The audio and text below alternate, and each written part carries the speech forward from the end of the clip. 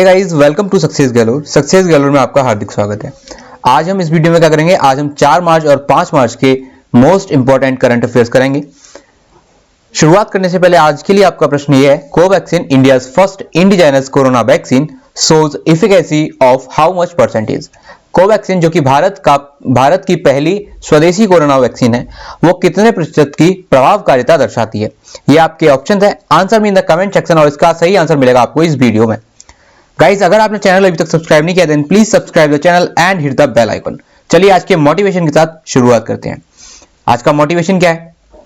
आज का मोटिवेशन है, who you are tomorrow begins with what you do today. आप आज जो कर रहे हैं वही आप आगे आने वाले कल में होंगे। आगे आने वाले कल में आप वही होंगे जो आप आज कर रहे हैं। इसी के साथ पहले प्रश्न के साथ शुरुआत करते हैं। आज का पहला प्रश्न है, recently Sri Lanka said it will develop at the Colombo port along with India and Japan. हाल ही में श्रीलंका ने कहा कि वह भारत और जापान के साथ साथ कोलंबो बंदरगाह पर किसका विकास करेगा। ये रहे आपके option and the correct answer is option number D, west container terminal. WCT का वह निर्माण करेगा along with India and Japan. ये द हिंदू का आर्टिकल है, आप इसे एक बार गो थ्रू जरूर कीजिएगा। चलिए एक बार श्रीलंका की लोकेशन देख लेते हैं। तो ये अर्थ है हमारी और यहां से ये यहां पर हमें ये हमारा प्यारा भारत। अगर हम यहां से साउथ की तरफ जाएंगे तो यहां पर ये श्रीलंका है। श्रीलंका की 2 कैपिटल हैं, एक है कोलंबो, एक है श्री जयवर्धनेपुरा कोटे। तो यहां पर आप देख सकते हैं। अब आपको मुझे आंसर करना है कमेंट सेक्शन में कि ये दोनों कैपिटल कौन कौन सी है, कौन सी कैपिटल लेजिस्लेटिव है एंड कौन सी जुडिशियल है। अगला प्रश्न क्या है, who became the new MD and CEO of central bank of India. Central bank of India के नए MD और CEO कौन बने हैं। ये आपके ऑप्शन है and the correct answer is option number C, Matam Venkata Rao. जो मातम वेंकट राव है वो नए MD और CEO बने हैं किसके, सेंट्रल बैंक ऑफ इंडिया के। अगर हम AS राजीव की बात करें तो ये MD एंड CEO है बैंक ऑफ महाराष्ट्र के। अतानु कुमार दास की अगर हम बात करें तो ये MD और CEO बैंक ऑफ इंडिया के हैं। और अगर हम बात करें पार्थ प्रथिम सेन गुप्ता तो ये MD और CEO हैं इंडियन ओवरसीज बैंक के। और ये चारों वो बैंक है जिनको प्राइवेटाइज करने के लिए सरकार ने कहा है, जिनमें से कोई 2 बैंक इस साल प्राइवेटाइज कर दी जाएंगी और बाकी 2 बैंक अगले साल की जाएंगी। ये इकोनॉमिक टाइम्स का आर्टिकल है, आप इससे एक बार गो थ्रू जरूर कीजिएगा। अगला प्रश्न क्या है, वर्ल्ड हियरिंग डे यानी कि विश्व श्रवण दिवस कब मनाया जाता है। ये आपके ऑप्शन है and the correct answer is option number C, March 3 March को वर्ल्ड हियरिंग डे मनाया जाता है। ये वर्ल्ड हेल्थ ऑर्गेनाइजेशन का वेबसाइट का एक स्नैप है, आप इसे एक बार गो थ्रू जरूर कीजिएगा। अगला प्रश्न क्या है, and very important question, Indian army will bring inducting the first lot of 6000 new LMG यानी कि light machine guns for the front line troops on the borders from which country. भारतीय सेना सीमावर्ती सैनिकों के लिए 6000 नए लाइट मशीन गन की पहली खेप किस देश से लाएगी। ये आपके ऑप्शन है and the correct answer is option number C, Israel. Israel से वो 6000 मशीन गन की पहली खेप लाएगी। ये द हिंदू का आर्टिकल है। अगर हम इजराइल की बात कर रहे हैं तो एक बार इजराइल की लोकेशन देख लेते हैं। तो ये है हमारा प्यारा भारत। अगर हम यहां से नॉर्थ वेस्ट की तरफ जाएंगे तो यहां पर ये पड़ेगा इजराइल। अगर हम इजराइल की बात करें तो इजराइल के जो प्रेसिडेंट हैं वो है बेंजामिन नेतन्याहू। और यहां की जो कैपिटल है according to Israel that is Jerusalem, but according to India it's Tel Aviv, क्योंकि भारतीय दूतावास भी कहां पर है, तल अवीव में। यहां पर यह है डेड सी, जो मृत सागर जिसे हम कहते हैं, और यह है मेडिटेरेनियन सी। चलिए अगले प्रश्न पर चलते हैं। अगला प्रश्न क्या है, एज पर the 10th edition of Hurun Global Rich List 2021, who is the richest man in the world। Hurun global rich list 2021 के अनुसार 2021 के 10वें संस्करण के अनुसार दुनिया का सबसे अमीर आदमी कौन है। यह आपके ऑप्शन है। The correct answer is option number A, Elon Musk, जो कि ब्लूमबर्ग के हिसाब से भी दुनिया के सबसे रिचेस्ट पर्सन है। वही हारून ग्लोबल रिच लिस्ट 2021 के हिसाब से भी दुनिया के सबसे अमीर इंसान है। ये द हिंदू का आर्टिकल है। अगर हम भारत के सबसे अमीर इंसान की बात करें तो वह है मुकेश अंबानी, और वो फॉलो किसके द्वारा किए जाते हैं? गौतम अडानी के द्वारा। Number second richest person of India कौन है? गौतम अडानी। चलिए, ये है हारून 2021 की लिस्ट, जिसके अकॉर्डिंग इलन मस्क सबसे रिचेस्ट पर्सन है। वो फॉलो की जाते हैं जेफ बेजोस के द्वारा। एंड यहां पर मुकेश अंबानी है, वो 8th नंबर पे आते हैं वर्ल्ड रिचेस्ट पर्सन की लिस्ट में। अगर हम 5 साल पहले की बात करें तो आप इलन मस्क का नाम यहां नहीं देखेंगे, लेकिन क्योंकि उनकी जो टेस्ला कंपनी है उसमें जो शेयर हाइक हुए हैं उसके कारण इलन मस्क आज के टाइम में दुनिया के सबसे अमीर आदमी है। अगर हम 10 साल पहले की लिस्ट की भी बात करें तो भी आपको यहां पर इलन मस्क नहीं मिलेंगे। इवन इन दोनों लिस्ट में आपको मुकेश अंबानी का नाम भी नहीं मिलेगा। चलिए आगे चलते हैं। अगला प्रश्न क्या है? अकॉर्डिंग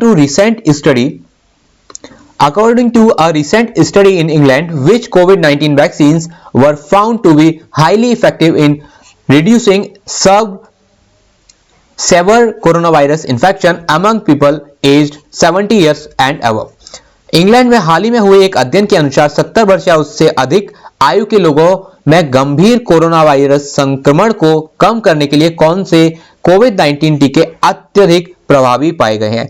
ये आपके ऑप्शन है and the correct answer is option number B, Pfizer and Oxford AstraZeneca.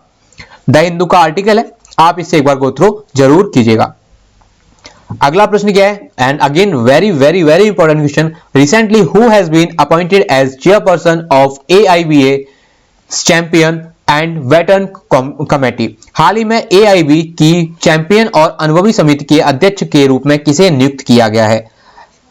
ये आपके ऑप्शन है and the correct answer is Mary Kom. Mary Kom को AIB, अब आपको AIB की फुल फॉर्म बतानी है मुझे। Answer me in the comment section and definitely आप इसको जानते होंगे, क्योंकि अगर आप मैरी कॉम को जानते हैं, वैसे आपको यहां पर इसका आंसर मिल जाएगा अगर आप देखेंगे तो। ये ऑल इंडिया रेडियो का आर्टिकल है, आप इसे एक बार गो थ्रू जरूर कीजिएगा। मैरी कॉम के ऊपर प्रियंका चोपड़ा की मूवी भी बन चुकी है, आपने देखी होगी वो। एंड ये जो है प्रणब मुखर्जी के द्वारा राज्यसभा के सदस्य नामित किए गई थी और ये अभी भी राज्यसभा की सदस्य हैं। अगला प्रश्न क्या है? Recently by what percentage has GST collection increase to rupees 1.13 lakh crore in February 2021।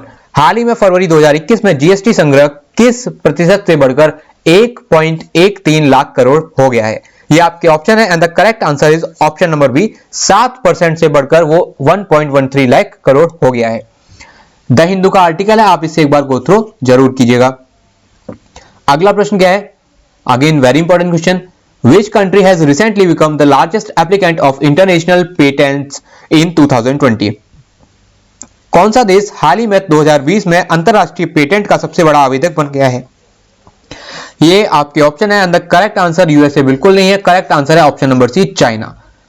China patent का सबसे बड़ा आवेदक बन गया है 2020 में।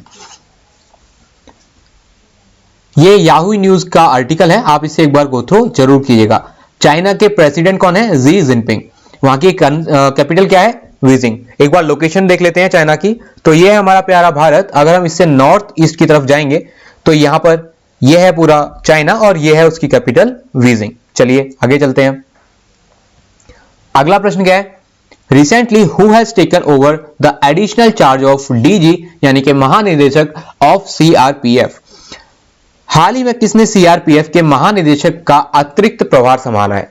ये आपके ऑप्शन है and the correct answer is option number C, Kuldeep Singh. Kuldeep Singh ji ने अतिरिक्त प्रभार संभाला है महानिदेशक का CRPF का। ये द ANI का आर्टिकल है, आप इसे एक बार गो थ्रू जरूर कीजिएगा।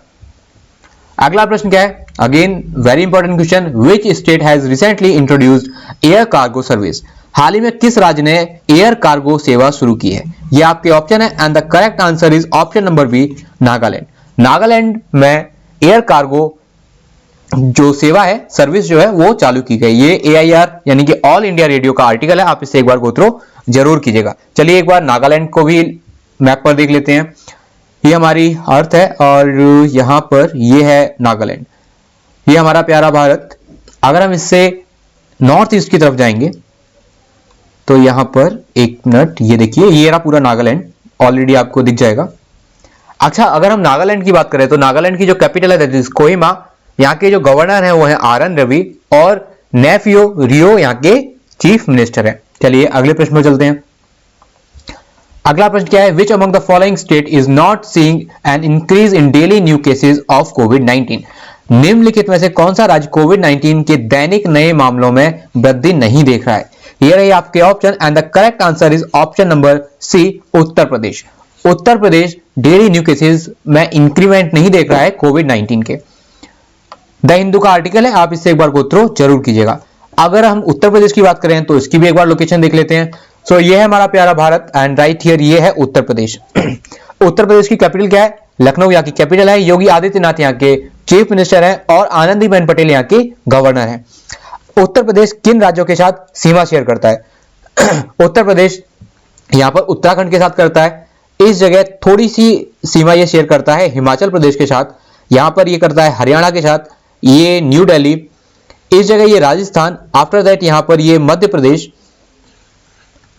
फिर यहां पर ये थोड़ी सी सीमा शेयर करता है छत्तीसगढ़ के साथ। यहां पर ये झारखंड, उसके बाद बिहार एंड किस कंट्री के साथ ये शेयर करता है? तो ये नेपाल के साथ भी शेयर करता है। चलिए अगला प्रश्न है, in which decade did the UK यानी कि United Kingdom start taking step to move from being a net importer of energy to a net exporter? UK किस दशक में ऊर्जा के शुद्ध आयातक से शुद्ध निर्यातक बनने की ओर कदम बढ़ाने शुरू किए थे? किस दशक में कदम बढ़ाने शुरू किए थे? ये आपके ऑप्शन है and the correct answer is option number C, in 1970s। ये द हिंदू का आर्टिकल है। अगेन आप इससे एक बार गो थ्रू जरूर कीजिएगा। अगर हम यूके की बात करें तो इसको भी एक बार लोकेशन देख लेते हैं। तो ये है हमारा प्यारा भारत। अगर हम इससे नॉर्थ वेस्ट की तरफ जाएंगे तो यहां पर ये पड़ेगा UK. UK means United kingdom. यहां की कैपिटल क्या है? आई होप आप सब लोग जानते होंगे। So answer me in the comment section कि यहां की कैपिटल क्या है and who is the prime minister of United kingdom, जिन्होंने हाल ही में यूनाइटेड किंगडम को ब्रेक्सिट किया था यानी कि यूरोपियन यूनियन से अलग किया था। So answer me in the comment section. अगला प्रश्न क्या है, UN General Assembly adopts India's resolution to declare 2023 as International Year of। संयुक्त राष्ट्र महासभा ने 2023 को के अंतरराष्ट्रीय वर्ष के रूप में घोषित करने के भारत के प्रस्ताव को अपनाया है। यह आपके ऑप्शन है and the correct answer is option number A, millets यानी कि बाजरा। 2023 जो है वो बाजरा का के लिए अंतरराष्ट्रीय वर्ष मनाया जाएगा, ऐसा संयुक्त राष्ट्र ने बताया है। और भारत की ऐसी डिमांड थी, सो संयुक्त राष्ट्र ने उस डिमांड को मान लिया है। यह ऑल इंडिया रेडियो का आर्टिकल है, आप इससे एक बार गो थ्रू जरूर कीजिएगा। अगला प्रश्न क्या है? अगला प्रश्न है वेरी इंपॉर्टेंट क्वेश्चन, क्योंकि कोवैक्सीन जो है वो इंडिजिनस डेवलप्ड कोरोना वैक्सीन है और ये आज का प्रश्न भी है। India's first indigenous corona vaccine shows efficacy of how much percentage? Covaxin जो कि भारत की पहली स्वदेशी कोरोना वैक्सीन है, कितने प्रतिशत की प्रभावकारिता दर्शाती है? सो इसका करेक्ट आंसर है ऑप्शन नंबर डी, 81% की ये एफिकेसी दर्शाती है। ये ऑल इंडिया रेडियो का आर्टिकल है, आप इससे एक बार गो थ्रू जरूर कीजिएगा। चलिए अगले प्रश्न पर चलते हैं। अगला प्रश्न क्या है? अगला प्रश्न है China announce to achieve carbon neutrality by which year? चीन ने किस वर्ष तक कार्बन तटस्थता प्राप्त करने की घोषणा की है? ये आपके ऑप्शन है and the correct answer is option number C, 2060 तक चाइना ने ऐसी घोषणा की है कि 2060 तक चाइना कार्बन न्यूट्रल देश हो जाएगा। अगर हम इंडिया की बात करें तो इंडिया ने अभी तक ऐसी घोषणा कोई नहीं की है। चाइना के साथ साथ जापान ने और साउथ कोरिया ने 2050 तक कार्बन न्यूट्रलिटी की घोषणा की है कि ये 2050 तक एकदम कार्बन न्यूट्रल देश हो जाएंगे। चलिए एक बार चाइना की लोकेशन दोबारा देख लेते हैं। वैसे हम देख चुके हैं इंडिया के, अगर हम नॉर्थ ईस्ट की बात करें तो इंडिया के ऊपर यानी कि नॉर्थ ईस्ट पर चाइना आता है। यहाँ की कैपिटल क्या है? बीजिंग। और यहाँ के प्रेसिडेंट कौन है? Xi Jinping. अगला प्रश्न क्या है? Again very very very important question, name the annual multinational large force employment warfare exercise hosted by the UAE यानी कि United Arab emirate air force that the Indian air force participating in for the first time, यानी कि पहली बार भारतीय वायुसेना जिसमें शामिल होगी। यूएई वायुसेना द्वारा आयोजित वार्षिक बहुराष्ट्रीय बड़े बल रोजगार युद्ध अभ्यास का नाम बताइए जो भारतीय वायुसेना पहली बार भाग ले रही है, यानी कि जिसमें भारतीय वायुसेना पहली बार भाग ले रही है। ये आपके ऑप्शन है, and the correct answer is option number C, desert flag 6। Desert flag 6 में भारतीय वायुसेना पहली बार पार्टिसिपेट करेगी। ये द हिंदू का आर्टिकल है, आप इसे एक बार गो थ्रू जरूर कीजिएगा। चलिए अगले प्रश्न में चलते हैं। एक बार यूएई की लोकेशन देख लेते हैं। तो यहां पर ये आइलैंड ग्रीनलैंड, चलिए तो यहां से अगर हम थोड़ा इस साइड जाएंगे तो ये है हमारा प्यारा भारत, और अगर हम इससे वेस्ट की साइड जाएंगे तो यहां पर ये पड़ता है UAE, gulf of Oman and Persian gulf. देखिए यहां पर ये है यूनाइटेड अरब अमीरात, ठीक है। अबू धाबी यहां की कैपिटल है और दुबई यहां का लार्जेस्ट शहर है। चलिए so guys, this is the end of this video. अगर आपको ये वीडियो अच्छी लगी हो, इंफॉर्मेटिव लगी हो, then please like the video and share the video. But end करने से पहले जो पिछले वीडियो में मैंने आपसे प्रश्न पूछे थे उनके आंसर दे देता हूं। पीआईबी की फुल फॉर्म क्या है? Press information bureau. अगर हमने डीआरडीओ की बात की थी, डीआरडीओ यानी कि defence research and development organisation, जिसके हेडक्वार्टर है न्यू दिल्ली में और उसकी स्थापना कब हुई थी? 1958 में। लोकसभा टीवी 2006 में शुरुआत हुई थी इसकी, और जो राज्यसभा टीवी है उसकी 2011 में शुरुआत हुई थी। So guys, this is the end of this video. अगर आपको ये वीडियो अच्छी लगी हो, इंफॉर्मेटिव लगी हो, then please like the video and share the video. And guys, अगर आपने चैनल अभी तक सब्सक्राइब नहीं किया है, then please subscribe the channel and hit the bell icon. चलिए मिलते हैं अपनी अगली वीडियो में, तब तक के लिए take care, bye bye, God bless you all.